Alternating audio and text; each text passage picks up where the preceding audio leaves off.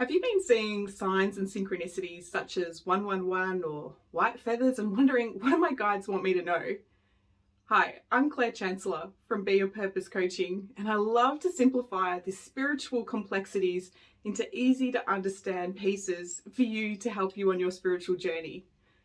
Many times when clients ask me, like, Claire, I've been seeing like 111, tell me, what does that mean?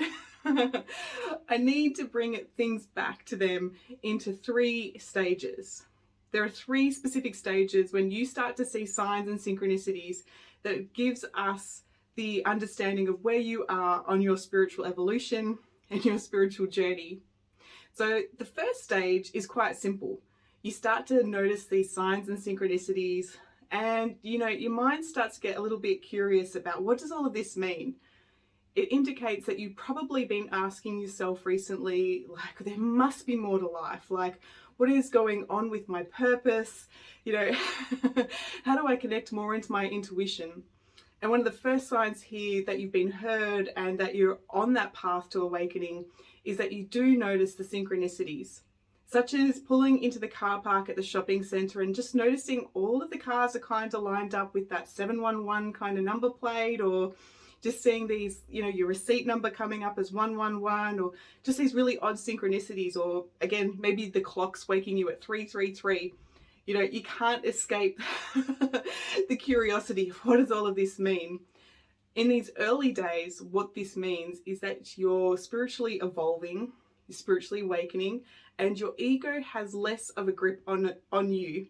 Where previously your ego wanted to keep you small and keep you, within the confinement of that lower energy, don't go out too far, you've got to stay safe, you've got to stay small. Your intuition starts to wake up and it's like, yeah, okay, we can start to create what we want in this world. So regardless of the number, the sign that you're seeing in this early stage, that's not the point. That it doesn't matter what sign you're seeing. The important message is that you are spiritually awakening, your consciousness is raising, your connection with your guides and your intuition is on its path to get stronger. So start just, noticing those signs and getting excited about what's to come. How can this get any better? And so how can this get better is stage number 2. Stage number 2 is where you've started to do some research and you understand that possibly the 111 is a message from your guides or from that universal force telling you about stepping into your leadership, stepping into your independence, and feeling into that like 111 vibration. Now, typically the 111 is a specific number that reminds us that we create the world and we create the reality that we live. 111 is a really important number that indicates to you that you are no longer being held down in the matrix and held down into that fear and that grief and that lower vibration. The 111 is telling you really clearly that you're that you are on the path to being able to manifest really easily if you choose to. So again, at this stage 2, some of the other signs that people will start to recognize are like white feathers on their path, 222s, or just this familiar repetitive number or pattern that keeps showing itself. Now, this is when you start to actually build a relationship with your guides. You start to maybe talk to yourself in your head or connect in that meditative state to connect in with your guides, and you're starting to notice that, like, yeah, when I'm feeling good and when I need that message, I start to see those synchronicities. The relationship is building with you and your higher self and your guides. And again, that's what's important here, is that you're starting to awaken to that connection. Now, the relationship with your guides is a two-way street. It's like having a relationship with anybody in your family. You give, you take, and the more that you welcome them in, the more they welcome you in. Now, your guides are quite interesting because, like going to your nana for her opinion on what you should do next, it's just her opinion. And when it comes to your guides, it's just their opinion. They have an agenda too. Most times our guides are people that we've known in a past life, and they're here on the journey with us, and it's like, oh wow, what is it like to be human again? Teach us, what it's like to be in this energy, in this vibration. And so we may lean upon them like, tell me what to do, you've got the blueprint. But they can be there with their clipboard going, gosh, it's fascinating being in that human world. And then they take that knowledge to the soul family, that greater connection, to be able to share it on a much higher realm. So it's a two-way street. So once you've moved past this stage where, okay, there's acknowledgement, there's connection, there's a relationship building here with you, your guides, your higher self, the universe, you start to tell the guides about your library. Now, you may say, okay, guides, if you think I should go down this path or make this decision, show me a white butterfly, or show me a number 27, or show me a dragonfly.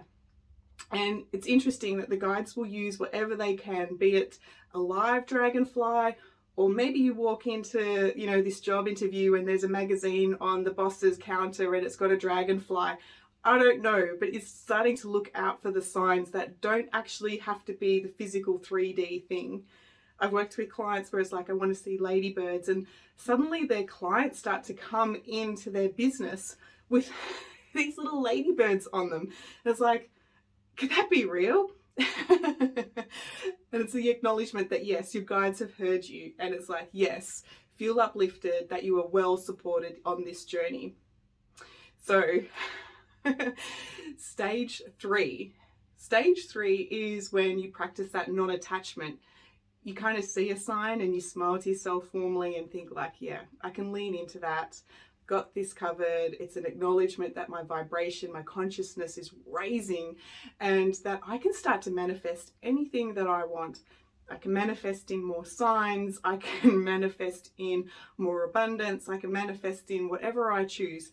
I just know that I have to raise my consciousness, know that I create my reality, and what I focus on becomes my reality. So a quick example on that one is that when you're starting to manifest and noticing these synchronicities, sometimes somebody will want to manifest in, let's say, money, right? And there is this place of need for the money. And so they continue to manifest in the need for money. And so what we can do with the help of your guides and help of healers is to be able to undo that scarcity mindset, to be able to attract in the people who can help you with resolving those limiting beliefs and those limiting decisions. And that's where your guides and the synchronicities will start to show itself. It's like, yeah, go see this healer, or go do this course, or go upskill here, to be able to resolve those scarcities so that you can manifest in more abundance from that place of high level consciousness and that trust in the universe that it has that support backing you every single way. It's a fun journey, and it's a fun connection with your intuition as your ego loses its grip on you and you start to trust yourself more to enjoy and create that beautiful reality that you deserve to live in. My name's Claire from Be Your Purpose Coaching. If you have any more of these spiritual questions, please get in contact with me. It's one of my favorite things to do, is to simplify these spiritual concepts so that you can utilize them right now in your day-to-day world. Bye for now.